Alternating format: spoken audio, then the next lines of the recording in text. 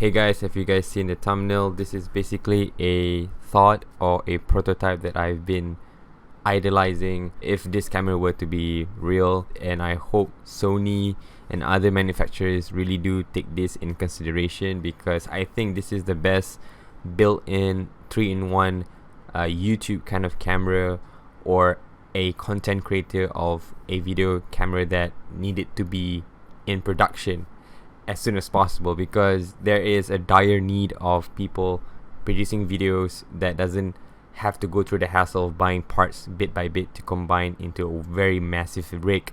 But this is a solution of everything that I think it would be. The inspiration comes from the Red.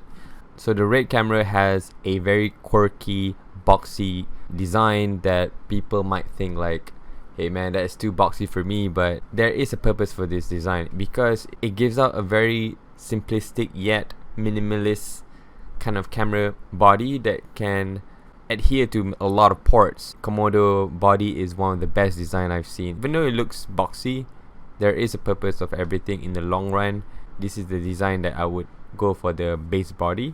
The camera that I actually really miss is the performance and the technology advance of the Sony ZV1. Sony ZV1 has a very fast autofocus, so I think the Sony ZV1 lens need to be a bit updated. We're having that 1.8 aperture, which can go low to 1.4. Same time, we can have a wider angle, a wider view for, let's say, 10mm or at least 14mm. So another inspiration I got is from the GoPro Hero 4 session, the GoPro Hero session, where they have this replace if anything happened to it. Yeah, one more design wise, that I love the fact that Sony ZV1 have this big button for recording, so we're gonna focus on that, since Red Komodo cameras have a big red button for recording, so we're gonna adopt that. If you guys plan to get the Sony a6400, I would say that the battery drainage is a problem in terms of performance. You have to buy extras. We're gonna use this as an inspiration for the build. Okay, so here it is, guys. You guys can see that I have adopted the GoPro screen replaceable glass thing, and this screen, guys, if you guys notice, there is a picture of a person inside. If I were to switch this off, there is a ZV1 camera lens. I don't know how are they gonna build it, but basically there is a room inside this and has another screen that projects to the teleprompter beam splitter glass, and it will act as a teleprompter. At the same time, the teleprompter can be used in terms of text, or even show you the picture, whatever that you are recording. But in this case, people wouldn't mind not having text. Sometimes having yourself in position of the frame and looking like into a mirror, people have more confidence in talking that way rather than having a teleprompter. But also, it is capable of having a teleprompter, like the wording coming out from this screen as well. Okay, right now you can see here we go from left to right. So we have a fan intake design. This is a bit crooked, I know, and as you can see here, the fan intake must be an outtake later. So the fan intake will be here, because it's going to be very warm for the camera to record long hours. Probably there's going to be design features that is vents here, probably to reduce the heat. That one would be the engineering department to produce this. So you can see here, there is an on and off button, there's a record button here, and here we can see a record light and a directional microphone that is adopted from the Sony ZV1, or any probably a Rode microphone quality kind of recording microphone. And from here you can see the framing of the Red cinema camera Komodo. It has a very rugged design, which I really like, because if, let's say, if this camera were to drop face forward, you wouldn't be worried, because we have this protection lip, and also we have this replaceable glass if, let's say, it were to be broken. And also the reason why I want this to be a feature, because when I was using my Sony ZV1, which I already sold, because the protruding camera is so sensitive to dropping, if, let's say, into accidents. If I were to drop my camera and then the whole camera is gone, it's worthless. Then I have to basically buy a new one, or repair would take months. And this will be a future proofing for everyone. Basically, it has the feature of teleprompter. You can switch off your teleprompter if you like, and you can also make it as it is, you know. And you can be in frame without having flipped the camera screen to be in frame, or looking at the camera screen just to look at yourself, which is a bit odd. There's no eye contact kind of stuff. So this will eliminate those problems and make yourself in frame and also focus on the subject. So this is a very, I think, should I say myself, clever of a design, and I hope so it is. And I really need your support, or probably this idea can be brought to the public.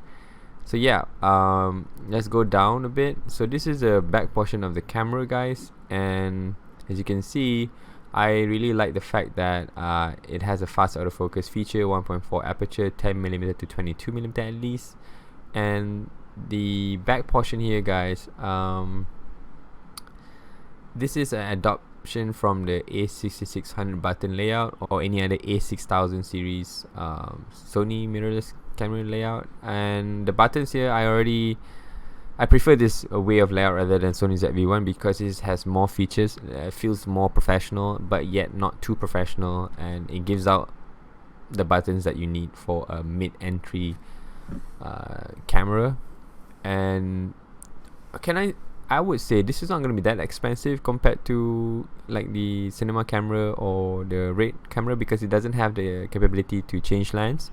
It doesn't have that much. It's just like a Sony ZV1 in a box with teleprompter built in. That's it. And has 2 screens. Probably a little bit expensive for that part. But the screens and whatever designs that I'm going through here is budget oriented. It shouldn't be cost that much. It's like buying a rig for your camera that protects and also gives a teleprompter. So yeah, let's go back to the back of the camera. Alright, so as you can see here, the leather here I put on the right side for easy to navigate. Will be comfortable, really comfortable on doing so. So you have a very matte finish here at the black here, very nice, very rugged looking. And we do have 2 cold shoe mounts. Probably you can put your road or your LED light here. And here is the menu button and also the focusing for ISO, whatever, change in aperture. And what else? So here, guys, I want to point out here we have a 2x SD card slot with LED indicator when using. So let's say if you were to put red all the time, it might spoil the LED and then you have to replace. But basically whenever you put in a SD card, it will turn to green. But this one is just for illustration purposes. I would want this to change to green, but you know, yeah, you get the point, where I just want this thing to be lit up. So the ports is very generous, and you can see here there's 3 ports. This is basically a very sketchy kind of a design. It could be better if you have any suggestion, but as far as I know, I've been using a video capture card and it was a hassle of depending on a micro HDMI output from the camera. So in terms of, we're in the 2021, we should have used a USB Type-C as a video capture output. So this will be the proprietary for video capture output. So you can just easily plug in from USB-C to another USB-C or USB-C to USB 3.1. So it will be faster rate of sending your whatever you're capturing as live feed to your computer. So another port here is a data output USB-C. For let's say the SD card is already mounted here, but you just you just want to plug and play to your computer, you can just plug your USB Type-C here to your computer, so you can actually take the data from here straight on. So another one is HDMI out. This is basically a necessity for everyone. If let's say they don't have a USB Type-C cable, they just use a HDMI out. Probably in the second version they don't use HDMI out anymore. We're just going to depend on USB Type-C. This is just for the first build. Yeah. And the last but not least is the power in USB Type-C. This acts like you know those laptop power USB Type-Cs? Why not we use this as something to power this thing while running? So this thing can be run without a battery and with a battery as well. So I would want that to be a feature. So let's say a person would want to use a dummy battery, they can just plug in the USB Type-C right over here. So it acts like a laptop without a battery, but it can still run via a power supply, a power source. So this is a very clever feature I think it would need, because if you were to have a battery inside and you were to charge this thing, and it might in the long run spoil the battery. So let's say if you were to remove the battery, you just plug in this like that, and it will just run by itself. So with just a USB Type-C powered, so that would be nice. I think I already explained the ports, and there's no much ports needed until further notice if you guys have any ideas. And yeah, this one supports super fast charging, not the fast charging, but super fast charging. So here we have a screen here. Is it needed to be tilt screen or rely on the teleprompter as the screen that you want to see? If it's tilt screen, probably you want to do a low shots, or probably it is helpful for you guys. It probably acts like a Sony ZV1 tilt screen rather than flipping from the top, because we don't need that anymore because we rely on the teleprompter screen. And the two batteries, Z batteries, actually is mounted right over here, where you can put two batteries top and bottom. And we do have this exhaust. This one is basically the design direct from the Red camera. I remove a few wordings here and there, but it acts like that. It will be nice. So we have an intake and an outtake. And here we have the microphone input, and this is also the audio monitoring. Yeah. So that's it, guys, for this build design. Hopefully you guys like this idea, and this could be the solution for everyone at home. And the reason why I tend to have this thought, because I want something that can be robust and rugged and protected. And so far I think USB-C and dual SD card and dual battery and everything else in between is future proofing. Yes, the downside is we don't have any interchangeable lens, but the lens that we are using is Carl Zeiss. It's a very high quality lens, and also you get 2-in-1 or 3-in-1 thing, because we have a rugged rig, a teleprompter, and a very good lens inside. And so yeah, hopefully you guys enjoyed this video. Please share the video to enthusiasts just like me, and for those dreamers also, to have this to be a reality. Okay guys, please support my channel by subscribing and leaving a like. Peace. This is sketchy, yeah, it's sketchy, everything is sketchy. On them boys acting weird, and I know the sketchy. You say you out for some cash, everything be messy. Put some money on your head, and you become messy. And I got